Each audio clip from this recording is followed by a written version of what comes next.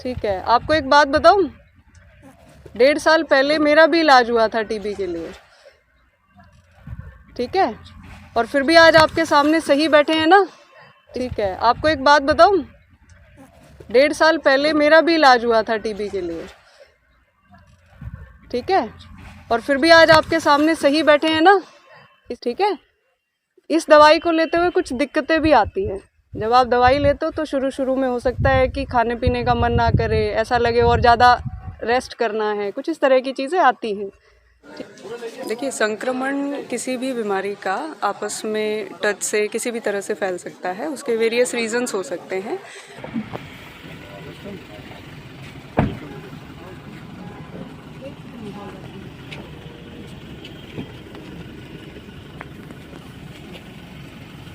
भी होता है, फिर इलाज हो जाता है ना।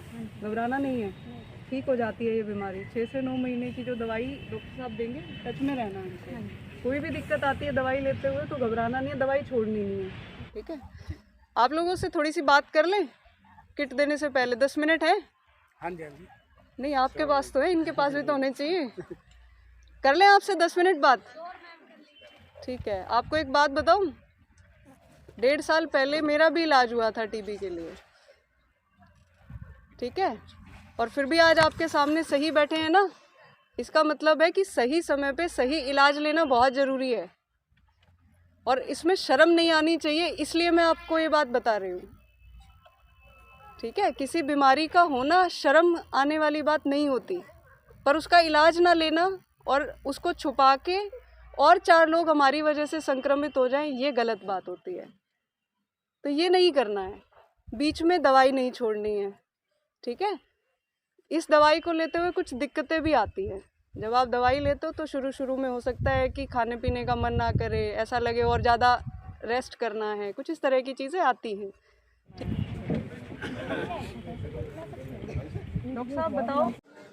देखिए, संक्रमण किसी भी बीमारी का आपस में टच से किसी भी तरह से फैल सकता है। उसके वेरियस रीजंस हो सकते हैं, मगर अगर कोई बीमारी हो जाए तो आज के दिन साइंस की इतनी एडवांसमेंट है कि हम किसी भी बीमारी को कर्व कर सकते हैं। सिर्फ उस चीज़ से भागने की बजाय उस चीज़ को फेस किया जाना बहुत ज़्यादा इम्पॉर्टेंट होता है। तो मेरा आप सब लोगों को और आप लोगों के माध्यम से पब्लिक को यही मैसेज है कि अगर किसी भी इस तरह की समस्या से आप जूझ रहे हैं तो अपने निकटतम स्वास्थ्य केंद्र पर जाकर अपनी जांच कराएं और अपने आप को इस सेवा का भागीदार बनाएं, ताकि आप लोगों का पूर्णतः इलाज हो सके और आप समाज में स्वस्थ तरीके से स्वस्थ नागरिक की तरफ भी कंट्रीब्यूशन दे सकें। मुझे इस चीज़ का बहुत गर्व है कि हमारे जितने भी चुने हुए प्रतिनिधि हैं वो लोग आगे आ रहे हैं, लोगों को वो लोग अडॉप्ट कर रहे हैं, जिसके माध्यम से लोगों को अच्छा एक किट दी जा रही है, जिसमें उन लोगों को इस चीज़ की जानकारी दी जा रही है कि उनको क्या खाना चाहिए और किस तरीके से खान पान से और प्रॉपर रेस्ट से वो लोग इम्प्रूव कर सकते हैं। तो मैं आप लोगों के माध्यम से सभी चुने हुए प्रतिनिधियों का धन्यवाद। तो इसका प्रसार रुके और स्वस्थ जीवन जिए हर कोई। जी, संक्रमण किसी भी एज से बाधित नहीं होता।